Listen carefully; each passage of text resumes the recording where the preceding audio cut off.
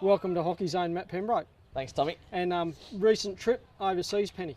Yeah, recently went over to Europe with the under-21 Australian team called the Boroughs, the Junior Kookaburras.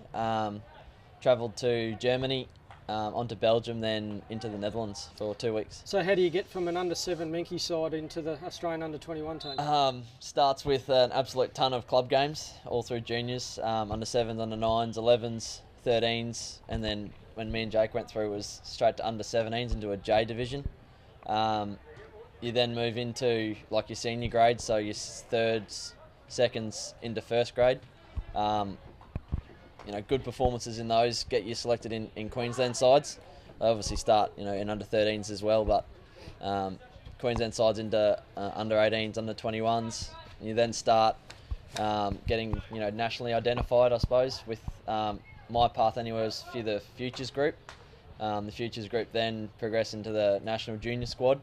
And then after the under-21 nationals this year, they chose 26-man squad, which is the Boroughs for the Junior World Cup in December. So when was it that you were identified for that Futures group? Under-18s back in 2008, I think.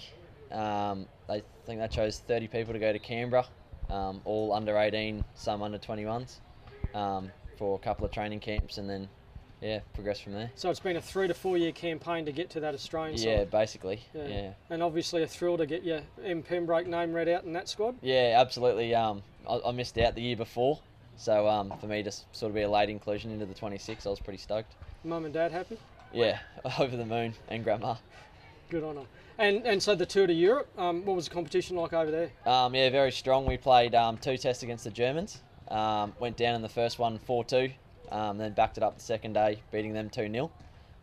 They are a pretty sharp lineup. From fullback to centre forward, they're all can handle the ball very well. So yeah, very very tough. And play a same style of hockey to Australia? They're very, I'd say, defensive. The way they play, very tactical. They sit back on the halfway. They make you come to them.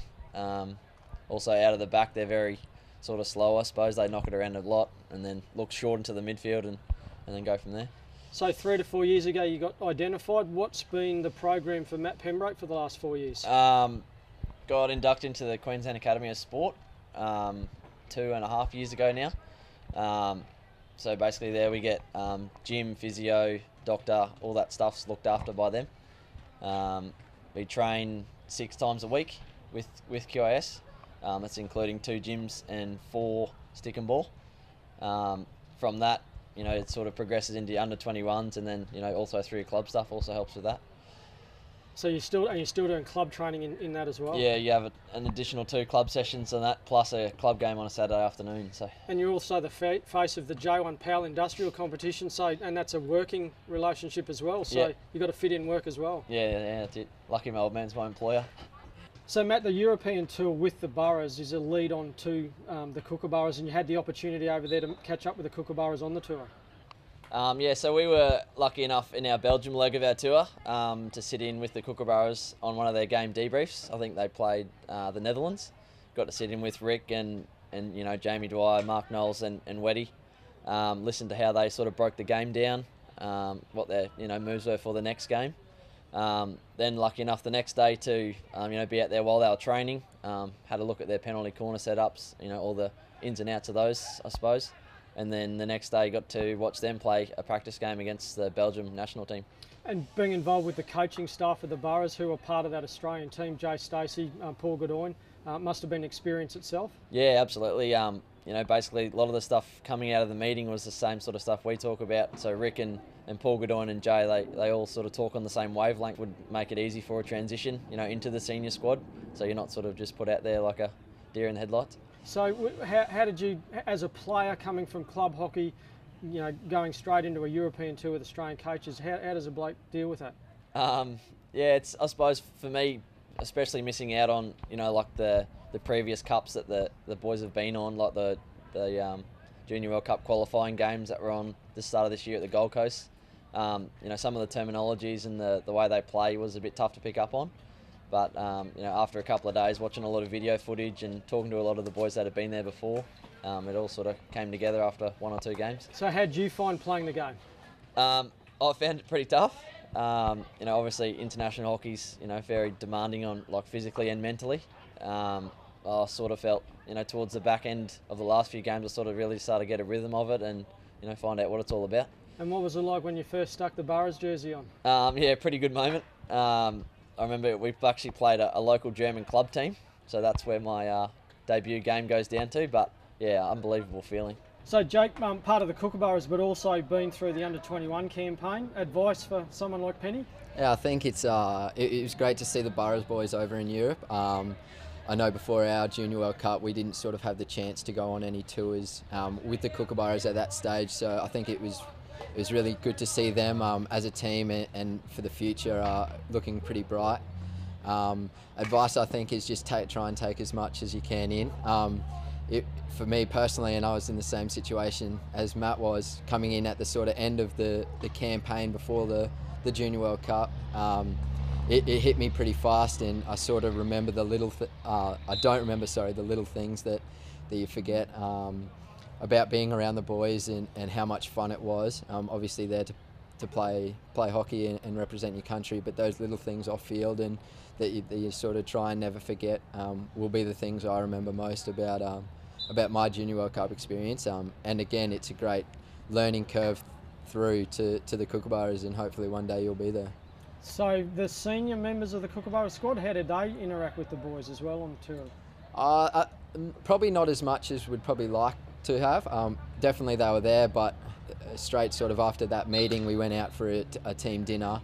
Unfortunately we weren't able to watch the Burrows boys who played before us as we were preparing for our game, which was quite an important match because we would face Belgium in the World League.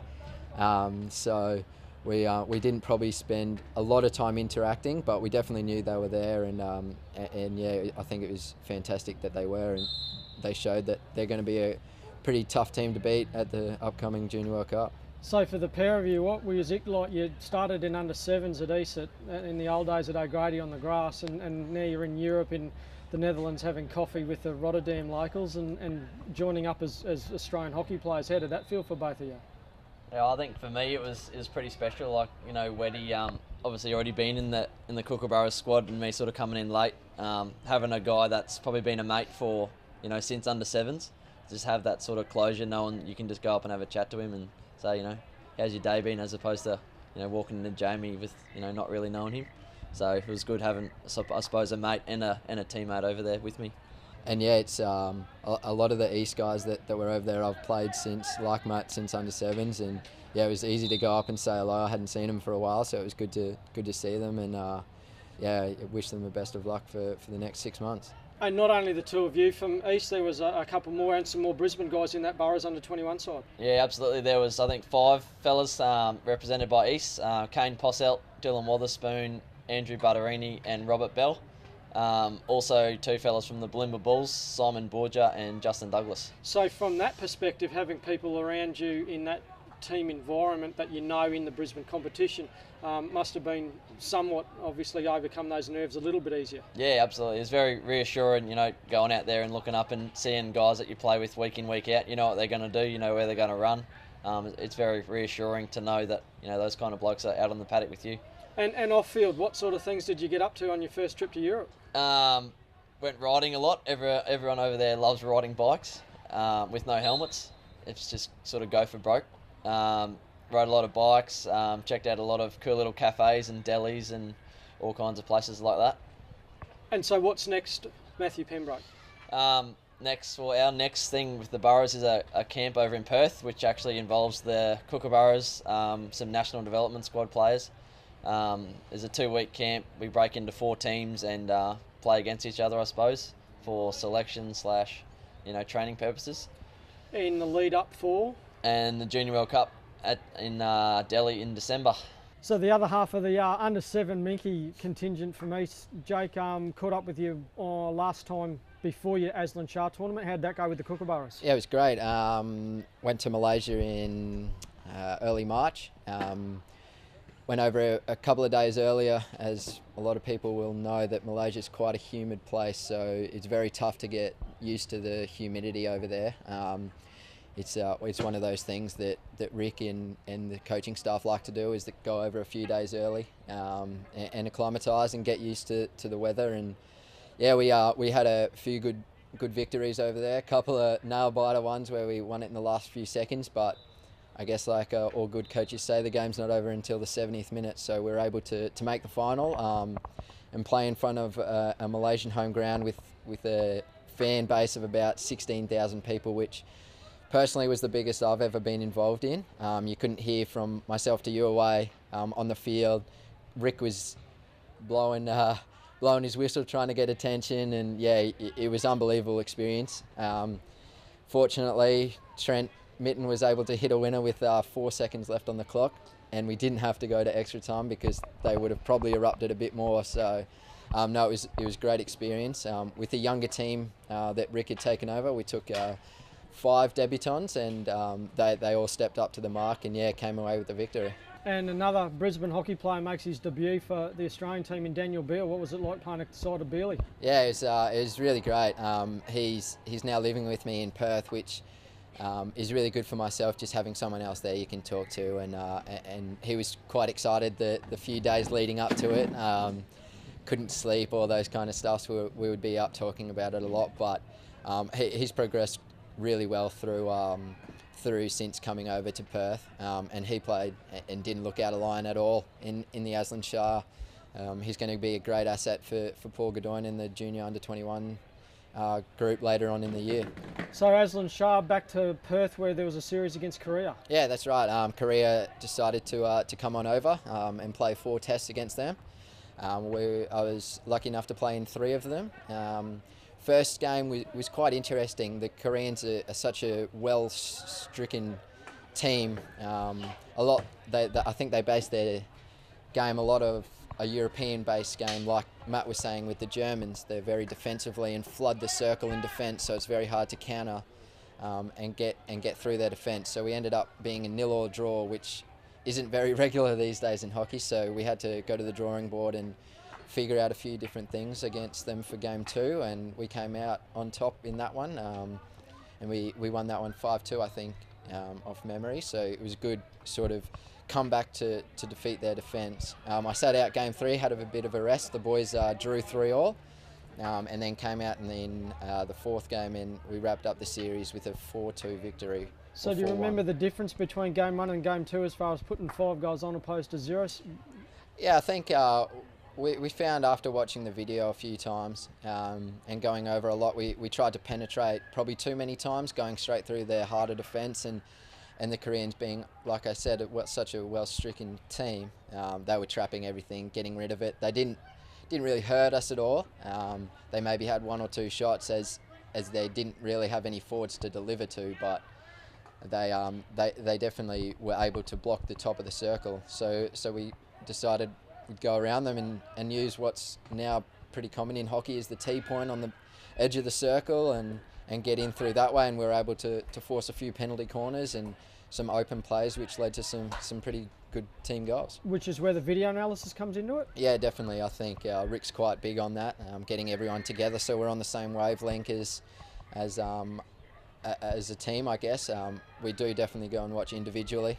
I try and spend as much time with my fellow strikers and midfielders looking and getting connections, but yeah, video's a big part in the Kookaburra system. So the video analysis actually highlights what you do as an individual on the field. It can break it down that far? Yeah, definitely. So we use I guess an application called Sports Code. A lot of high-profile sporting teams use it, so it breaks down basically. You can, every time you touch the ball, there's an app on, we use an iPad or your iPhone, presses your name. Every time you're within 2 metres, you just press the name of the player and it comes up. Our video technician, Ben Bishop, who's just recently joined us, sets all that up, and yeah, it's in our hotel or in Perth straight after the game to go and watch it. So yeah, it's pretty good, rather than obviously like we would have used to had to watch the whole game, stop, rewind and all that. With the new technology, yeah, it's fantastic. So the Korean series finished, then there was a selection for World League, which you were good enough to get involved in the 20? Yeah, so after the Korean series, like you said, they had selections a few weeks later after some tough training sessions. I can tell you that there was a few early mornings and some late nights watching again some video up in the Perth winter mornings that's now hit over there. So yeah, I was lucky enough to be included in the final 20 to travel to Europe. And the teams that you're up against, and where were you playing? We started off playing 2 practice matches against Holland in Rotterdam. Flew into Amsterdam and quick hour bus trip to Rotterdam, and yeah, 2 practice matches against them, which were really helpful for us not often playing the European team, so to have a couple of practice matches against them really helped out the group. We then travelled to Belgium and played a game against them in Antwerp, which again, being in Europe, it's only an hour and a half bus ride, so you change countries and play an international against another team. So we played Belgium, and they're on the verge of becoming a really great team at the moment. They've got a good coaching staff, and yeah, really pushing to become one of the best teams at the moment, definitely. And from after those practice games, weren't included in the final 18 that stayed on for the World League? No, unfortunately missed out on selection. It was a tough time at that point. Speaking with Rick and everything, yeah, it was one of those decisions obviously coaches have to go through at club level and at the national level. So yeah, very disappointing to miss out on selection in the World League. But in saying that, I was there to support the guys 100%. Stayed over there and watched a few of their first round games, which was a great experience for myself, and being around the group is always a bonus. So I was yeah, happy to stay around for a couple of days, and yeah, flew home last week. And so where do you see yourself? Well, hopefully, well, they have now. The Kookaburras have qualified for the World Cup. They were able to do that last night in versus India. So yeah, watching them is a bit nerve-wracking at times, not knowing, not being out there and being able to help them. But it was good to see the boys get a victory. A few messages back and forth with a few of the guys, which is always nice. Yeah, so like Matt said, off to a camp back to Perth, and then a camp in Perth, which, like Matt said, involves the junior boys and 3 teams of national players. I'm not sure how it's all going to pan out at the moment, but I'm going to say that's quite a heavy selection period.